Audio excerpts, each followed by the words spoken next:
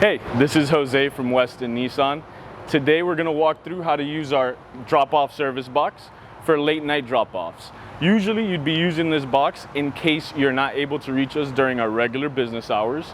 You'd go ahead and you'd come on over to the box, bring your car onto the service drive, just pull down the lever right here, and we'll have your envelope and a pen. Once you got this, you want to go ahead and fill out all the information that we have listed here, and very important to grab that signature at the very bottom. Once we're done filling everything out, we just want to pop the keys in here, seal the envelope nicely, put it right at the top on this side, and then drop it.